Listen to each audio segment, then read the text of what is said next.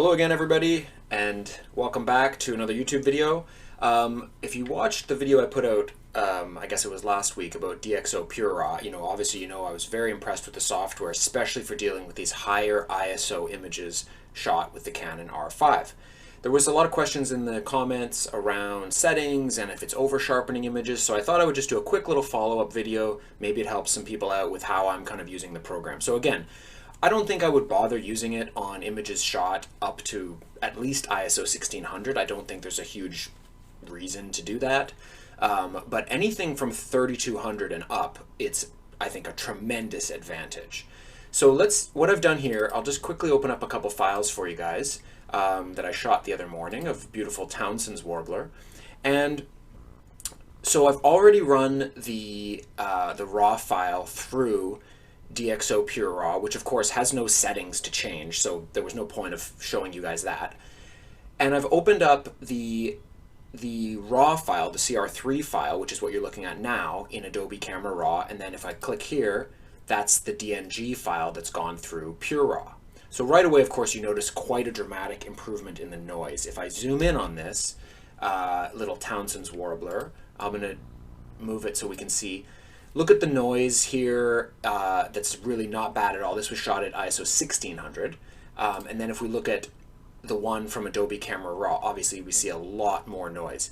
The native file from the R5, maybe you even see a little bit more detail in here than we did with the DxO file, but certainly the noise looks better. And I think this is one thing that I would recommend. If you're going to use this program at higher ISO images, what I would do is set up a preset. So in your presets tab here, you can see here I've got a variety of different ones, and one of mine is for DxO. What I find with DxO is when you run a file through there, it's like a third of a stop darker than if you just opened the raw file. So right away you're going to want to bump up the exposure by a bit, and then you can play with the other thing you might want to play around with aside from your normal color settings is, of course, if we go into our basic tab here and then we look at the detail, we see that I've probably set something quite different here for the native file from the R5 versus the one from DxO. Obviously, I don't need as much noise reduction on the one from DxO because it's already done that. And you can see I've turned the sharpening down on this particular file, but I could certainly throttle that or change that around. So what I would recommend is if you're going to use this program, which I think it's excellent for higher ISO images, play around with the detail tab in Adobe Camera Raw and make a preset for your DxO file. It's probably going to be a third of a stop brighter, and then also play around with the noise and sharpening settings. If you're finding that you feel like it's over sharpening images, turn the sharpening setting down in Adobe Camera Raw. If you find you need to turn the noise reduction down, whatever, just play around, and I think you're going to find you're going to get some really excellent results. Now, this of course is not where I would stop processing this image. If I was to, let's just go ahead and open up this DNG file. Now, a lot of people were also asking, well, does that mean you're not using Topaz anymore? Because obviously Topaz is great software as well for removing noise. And I don't see any problem with using it as well. Up until I found DxO, it was always the first step of my workflow. You can see my action here that I like to use. The first step is to use Topaz. And what we'll see here, if I go ahead and play that action, it bumps me out into Topaz denoise. And so I'll let it preview the image here, and we'll see in a second here once it loads up. There we go. So you can see if I scroll this across here, it's not doing a ton, but look at the noise kind of over further to the left side of the image. Watch how it just really disappears that. And I left the sharpening a little bit low out of Adobe Camera Raw, but that can now I can use Topaz to kind of clean that up. So the moral of the story is when I spit this out from the first step of my workflow after going through DxO with the auto settings, processing my raw file in Adobe Camera Raw with a nice preset, and then as the first step of my workflow using Topaz denoise, and we see a very clean file with nice sharpness, almost no noise, or basically no noise in this file.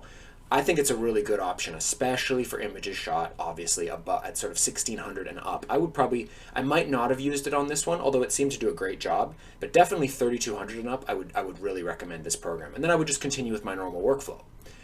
I wanted to show you also, I don't need to save that, the other thing that this program is awesome is going back and processing your old photos. So if you guys know me, you know I've traditionally shot with the 1.6 crop bodies of Canon. Recently, obviously, been using the 7D Mark II. Not a great camera at high ISOs. I was in Brazil a few years ago, and I took pictures of this understory, very dark, right at the end of the day, this beautiful and rare bare-eyed antbird. So again, I've opened up the two files here. This one we're looking at is the original RAW file, and then I'll show you in a second how much better the DNG from DxO is. Let's zoom in so we can really look here. Obviously, so this was shot at ISO 3200 on the 7D Mark II. You know, this is what you'd expect, quite a bit of noise.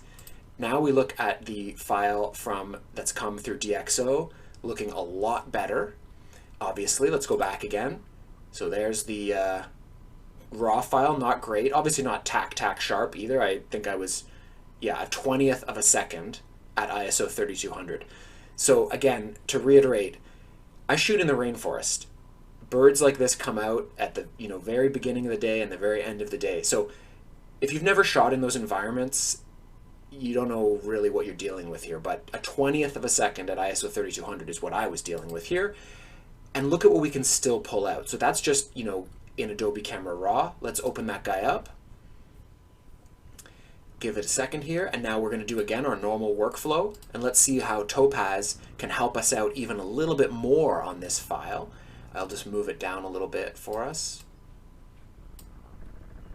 So now we'll let Topaz do its little preview, and what we might expect here is a little bit of over sharpening in some parts of the image, but again, we see that noise is just gone, like completely gone. And it's definitely improved the overall image as well. The bit of more detail around the feather detail and stuff, probably over sharpened on the mantle here, but this is why I run Topaz as a separate layer. If I go ahead and apply this now to my file, we'll just let that render, and then you're gonna see, because it's been applied as a separate layer, it's super easy for me to mask any areas that might have gotten over sharpened. So look, my action, separate layer, and it's already applied the layer mask.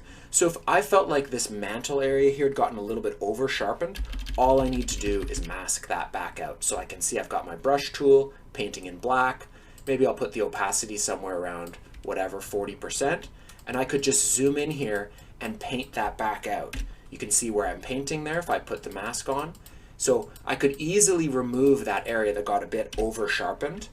And ultimately now what we see, if I showed you this file and told you that this was shot at ISO 3200 with a 7D Mark II at a 20th of a second in the dark rainforests of Brazil, you probably wouldn't believe me, at least you wouldn't have maybe a few months ago. I could also mask out a little bit here if I felt like it had done a bit too much noise reduction, removing some feather detail. So anyways, the point of this video is just to show you that you need to use the software in a smart way to take advantage of its strengths and to use your skills in the digital darkroom, including not only the new software, but also Photoshop, working in layers, using layer masks, to truly get the best final product. So hopefully you found this helpful, and leave me a comment if you are using DxO. I'll put the link to the software so you can get a free 30-day trial down below. But I'd love to hear what you think. Drop a comment, subscribe, all that stuff. We'll see you in the next video. Cheers, guys.